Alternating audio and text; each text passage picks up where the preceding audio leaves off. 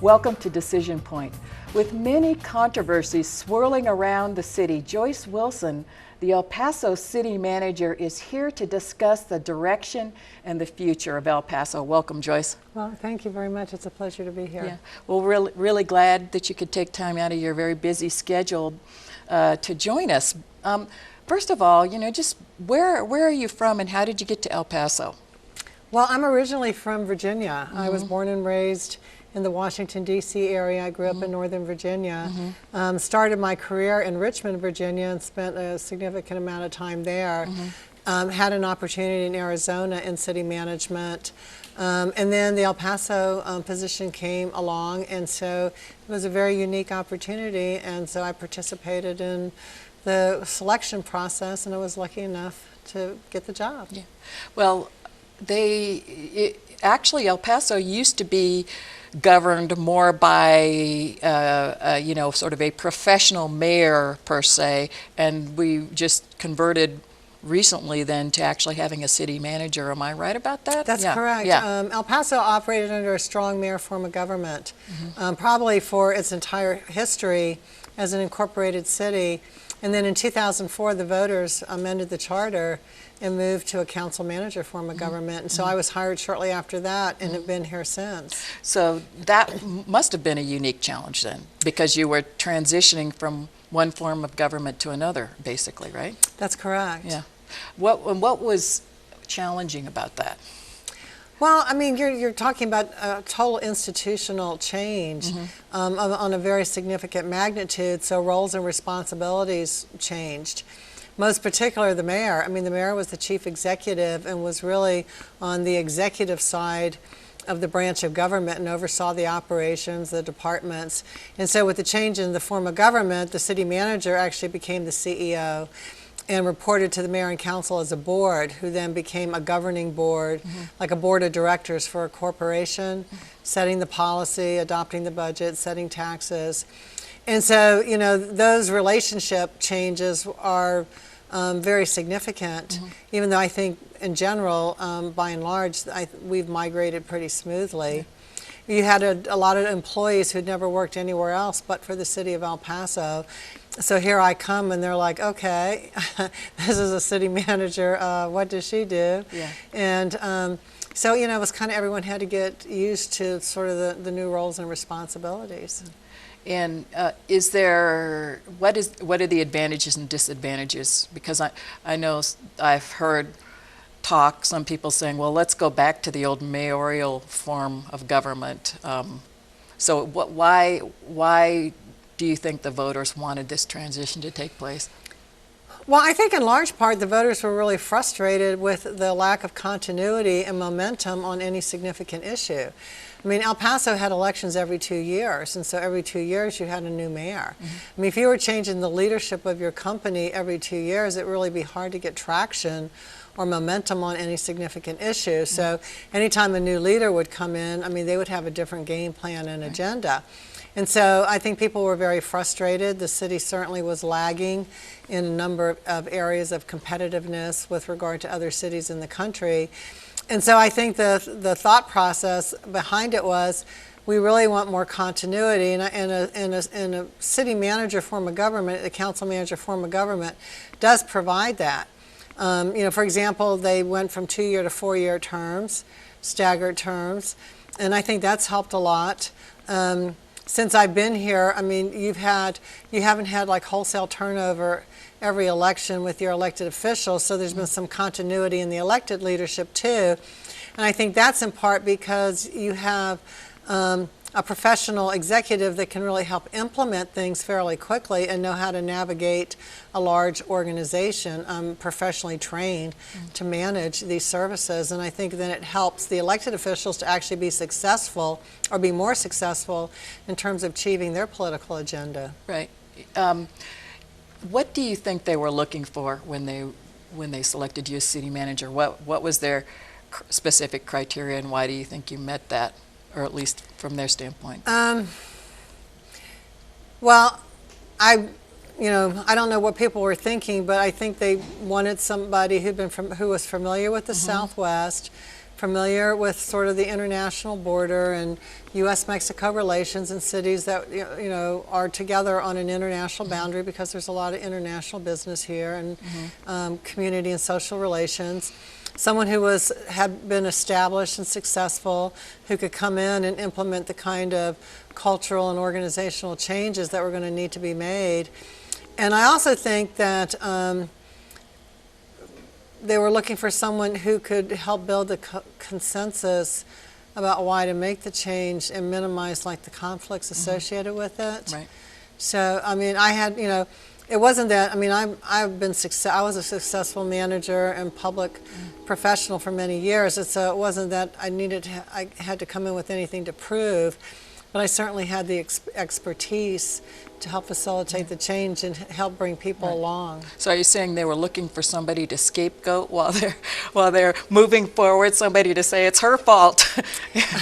Well, let's hope not. Yeah, right. But I do think they relied on me to give them good advice and guidance on issues, particularly when the new mayor and council took office in 2005. Right. I mean, that was I was hired by one group that basically was not reelected, and so there were a lot of changes, and it was a very young city council that came into office in 2005. And so they had a very different vision and were very ambitious, and so I mean, there was a very good chemistry and we got a lot done. But I also think, they relied on me to deliver for them the things they were trying to accomplish. Now, who do you or who does our city look to as the role model cities that we would want to kind of emulate, if you will? Would that be San Antonio and Austin, or Phoenix? I think there are a number of cities that we look to. I mean, there are cities that are in our geographic range: Albuquerque, Tucson, the Phoenix area, certainly San Antonio, Fort Worth, Corpus Christi, McAllen. If you look at those just as a kind of general parameter. Now, I've heard from a lot of people and my viewers that say that, El Paso, kind of got left behind on the ship of progress, and that we could have been, quote unquote, an Austin or a San Antonio, kind of city with that cultural flavor and the attractiveness and everything. Why do you think that this, having the mayoral system versus city manager system, held us back, or what has held us back? Are we just Well, I think there were a slower, combination of factors. I mean, if you look at a lot of the cities that we want to compare ourselves to, many of them operate under a council manager form of government. But they also have really good visionary political leaders. And so in some ways, I think it was the lack of continuity.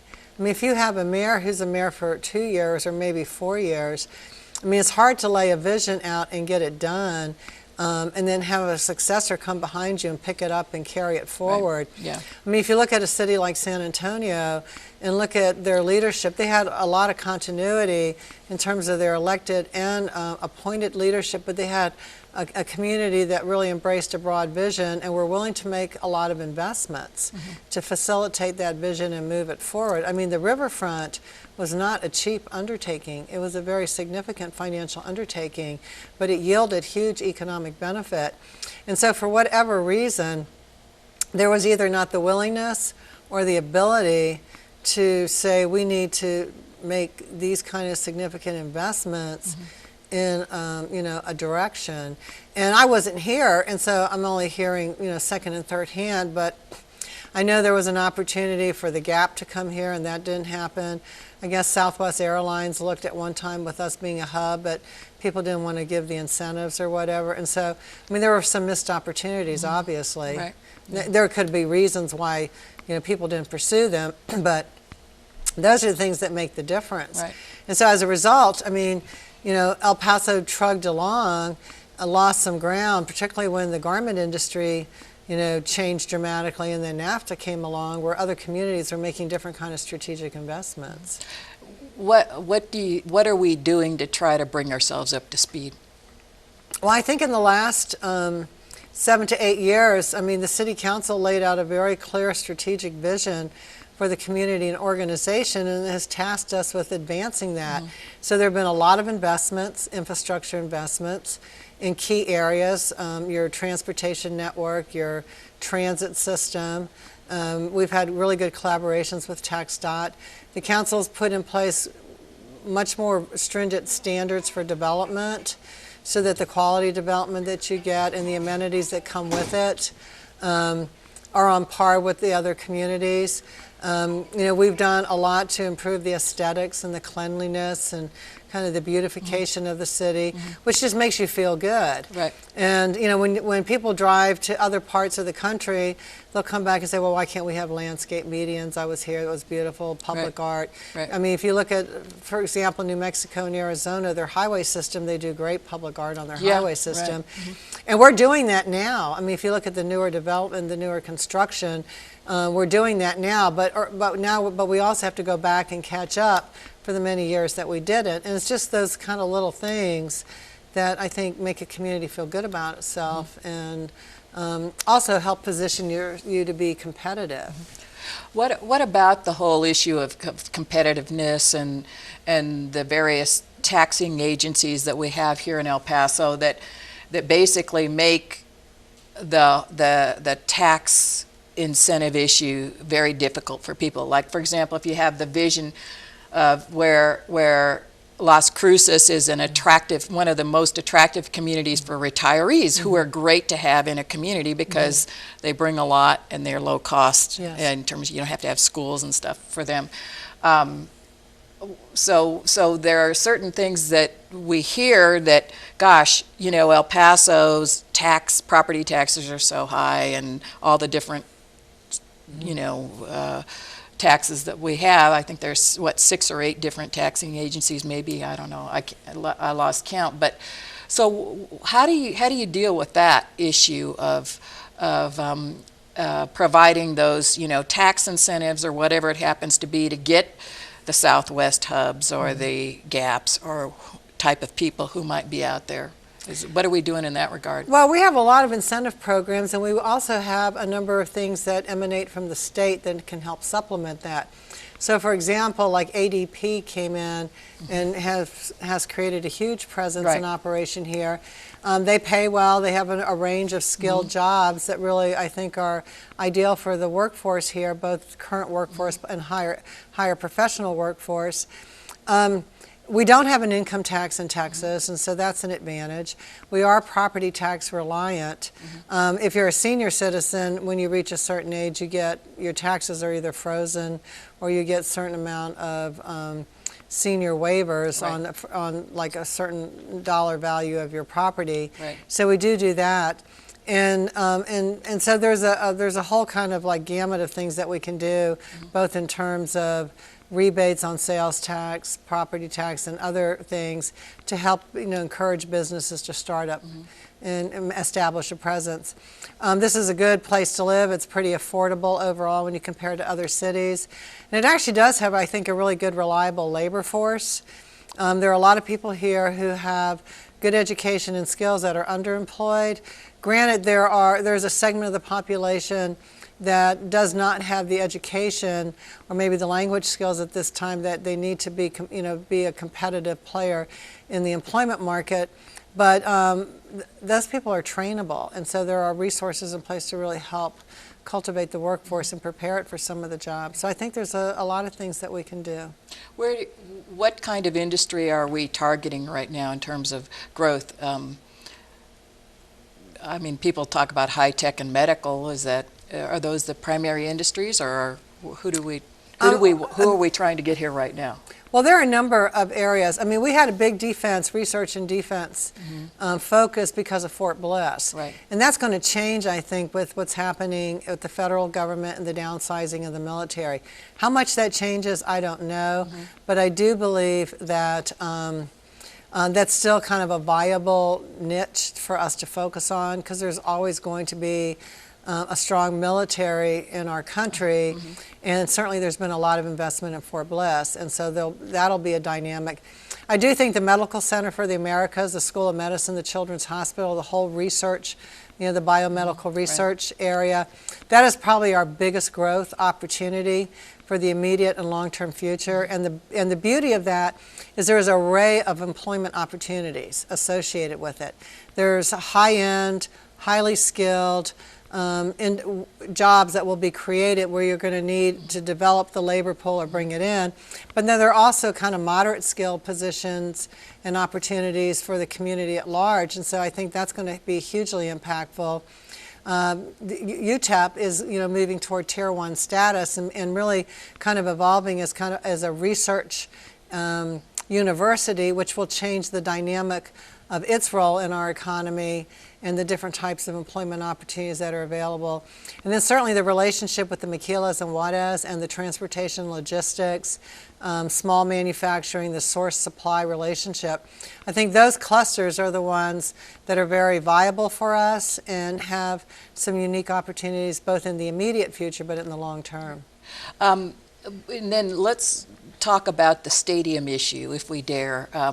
I know that is something that is moving ahead at full speed, but what about the way that it came down? I mean, that was very controversial, and I've heard chatter on both sides of the issue in terms of it being a visionary effort that is really helpful to the community, and it had to be pushed forward for certain reasons. And then on the other hand, I hear people saying, it was bullying on the part of the city council to push this thing through for a few special interests. Who's right? Well, I have to believe that when you have a unique opportunity that presents itself, you got to be willing to step up and seize it. And it was not that this was something that came out of nowhere. I mean, there had been interest trying to pursue bringing professional sports to El Paso for a couple of years. Okay. And when we started the quality of life bond process and looked at sort of the projects that we would have to contemplate, we talked pretty openly about the fact that we had prospects for AAA baseball, and that in all likelihood we would be required to build a new facility, a new ballpark, and that would likely be something that would be on the ballot. And as we got closer to finalizing the projects, it became apparent that that project was going to move quicker than the election, and we were going to have to make some decisions and commitments potentially before the election in November. And the way the league worked, I mean, they needed a commitment from us to build the stadium in the summer when they were making a final decision about whether or not to sell the team to the Mountain Star ownership group. And I think the sensitivity of the league is that they got burned a couple of other times where they made a commitment and then it was contingent upon something happening with the jurisdiction or the voters or the redevelopment agency, and that fell through. Then they were sort of left holding the bag with a team that didn't have a home. And they just weren't willing to do that this time. So we had, the council said we want it, and we want it bad enough that we're willing to commit to do it outright. So why did the council want it so badly? Because I think it's an impact catalytic type of project.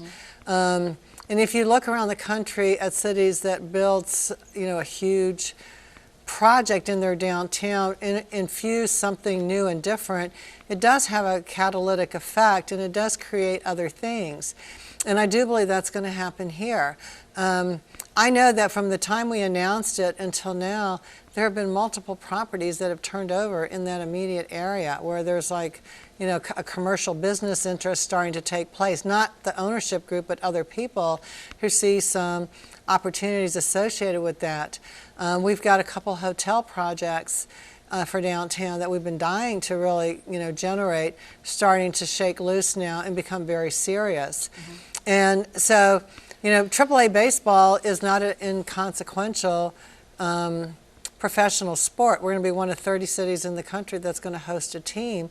So there's a status to that, and I think the council felt like it was really important to sort of jumpstart other things that we've been working on. Yeah.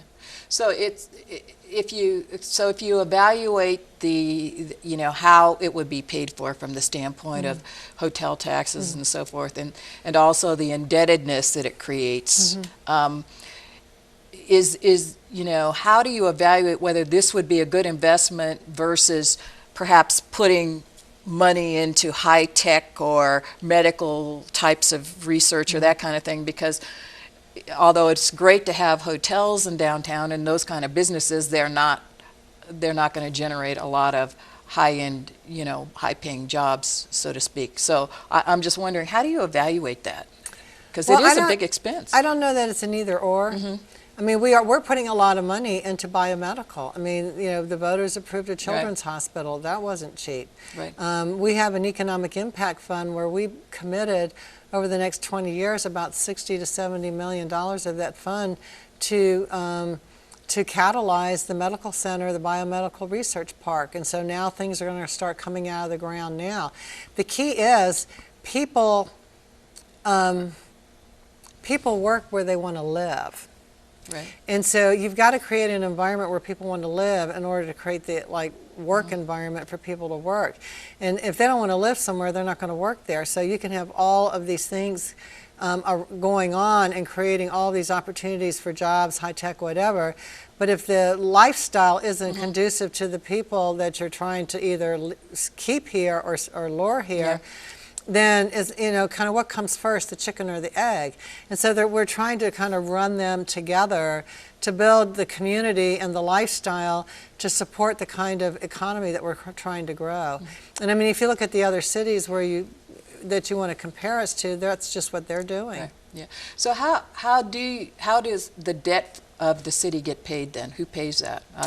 It's through a combination. I mean, some of it's tax, a lot of it's tax-supported debt. Right. The stadium itself is basically a revenue bond that's being paid for with the increase on the hotel motel occupancy tax, and then the income from the stadium itself. So the lease, parking revenues, a surcharge on the tickets, and all of that in itself is significant enough and substantial enough to service the debt over the life of the debt. And in fact, our pro forma anticipates that we'll actually generate over the 25-year life of the note about $25 million above what we need, that we can then either retire the debt earlier or reinvest it back into the facility to keep it modern and current. So I think we thought it through pretty well financially. Right. The other debt that we have for our streets and our quality of life, that's tax-supported debt, and that's going to be paid with property tax, sales tax, just the tax of the general fund. And what we try to do is we issue debt for long-term capital investments, but we also retire debt. So we try to minimize the overburdening of debt issuance in terms of putting it on top of other debt, but we try to time it. So every year we retire $30 to $40 million worth of debt. Every year then we issue $30 to $40 million worth of debt, so you kind of keep it balanced and you don't really have like a huge swag balloon that you would hit people in 1 year and Right. have sticker shock. So. Right. Yeah. What about the changes in the city charter? Why are we doing that? Just different changes, and maybe you can tell our viewers what changes we're considering, basically. Well, the charter is a living document, and so every so often, even before we changed the form of government in 2004, the elected officials and the appointed officials would look at the charter and do a review and see if there are things that needed to be cleaned up. We did it once in 2007, right after I took office, just to sort of clean up some things that didn't get caught in 2004 because there were some conflicts. And so this round was really, it's been 5 years. The mayor and council thought it was time to look at the charter again, so they appointed a charter review committee, and that group's been meeting for the last month. And what we did administratively was we went through and said, okay, if we have an opportunity to change the charter, what are things that we would propose? And most of those from the management perspective were things just kind of clean up, modernize. There's some things in the charter that are really onerous that add time and money. There are a lot of things that are required by ordinance. Some of them don't have to be by ordinance, and that's like a two-step process. It takes you could, like certain things you could do immediately. An ordinance takes, 2 to 3 weeks minimum. What would be an example of something like that? That okay. our people would relate to? All right, leases of land. I mean, a lease is a contract. So you can execute a contract, council can approve a contract at one meeting. Now you have to go through a process of an ordinance. You have to introduce an ordinance, you have to publish it in the paper, you have to wait and come back and have the public hearing and adopt it. So you're extending the time frame and the cost of a contractual transaction that's still legally binding. It's a step in the process and a cost that's really not necessary. And so our position was, well, do we really need to do this by ordinance? And so if we had flexibility, so you amend the charter, so you change the charter. Special privileges, where if you want to, special privileges are use of like public rights of way. I mean, so if you want to, like, if you have a business and you want to use the sidewalk and lease it for a period of time, again, you could do that by a contract, pretty standard business practice. It's legally binding on both parties.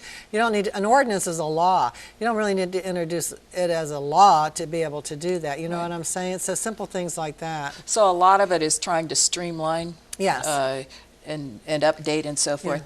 We're running close on time, but one other issue that a lot of my viewers wanted me to ask you about was the whole issue of the domestic partnership being kind of overturned by the council from the voters' perspective. Can you explain why that happened and whether that's a good thing or not? Well, the decision to provide domestic partner benefits was done as an equity and fairness, as well as kind of recognition of today's environment. That's a standard benefit that most corporations in the 21st century are offering, and our city council felt that it was a fairness thing. Certainly we understood and respected that there was opposition to making that available, that we were condoning a lifestyle that maybe people disagreed with. But the challenge with the ordinance, with the petition, was that the way it was written in such a way that it disenfranchised other people unintentionally, like certain retirees, the municipal judges, etc. And so so it was a convoluted kind of ordinance the way it was written. And so there were unintended consequences. And so the council made a decision after the voters approved it. They couldn't let it stand as is. And they were going, but they also felt that if they took out the other disenfranchised group and left just the domestic partners group alone, that it would actually not be legal, that we would be discriminating against one group. And that was kind of the message we got from the court. So that was the basis for their decision. Rightfully or wrongfully, it was pretty much focused on that. And I guess just sort of in summary, what would you see is the role of the city council administration in terms of melding the sort of the faith values of the community, which are pretty conservative values overall, as evidenced by the fact that the ordinance was passed by a majority of El Pasoans. What's the role in terms of reconciling those faith values and making sure they're represented, and at the same time, being adhering to legal issues? Well, I mean, we live in a pluralistic society, and so we have to accept and respect that there are many different kinds of faith values and perspectives in terms of community values and standards. And while from a religious perspective, many have very, I think, clear perceptions about family values, the community as a whole, there's a whole other perspective in terms of domestic partners, same-sex marriage, and it's actually evolving. I mean, it's evolving very quickly now, as you see around the country. Right. And sooner or later, I think the federal government, that will intervene and overshadow anything we do locally in terms of our ability to kind of restrict access for anything. And so the council, actually, as part of the charter review, is going to put a non-discrimination clause into the charter that's very specific as it relates to the provision of benefits and the treatment of people regardless of not only of all kind of issues, including sexual identity. So that would become a foundational component of, Yes. of the city charter. Is that also true for most other city charters, or is this a unique thing for No, El I think Paso? other cities sort of do that and expand on the definition of non-discrimination and inclusiveness. And again, I think it's an evolution. I mean, if you really look what's happening across the country, I mean, it's only been recently in the last couple of years that don't ask, don't tell was done away with. A lot of states are taking different actions now as it relates to same-sex marriage. And so, I mean, society's evolving, the country's evolving, and again, I mean, we are a pluralistic society, and I think individually we have to balance sort of our personal beliefs and values sort of in the context of the community as a whole. And that's a balance. That's hard to do sometimes. It is difficult to do, and you have a tough job. I don't envy you. Thank you so much for being with us. You've been very informative, and I hope Thank we you. can have you back. I would love to come back. Thank Okay, you. great. It was a pleasure. Thank you. So do you think that El Paso's headed the right direction with the new stadium, with domestic partner benefits, changes in the city charter? I'd like to know what you think, and you can find me on Facebook, Twitter, or the KSCE Decision Point website. Thank you so much for watching.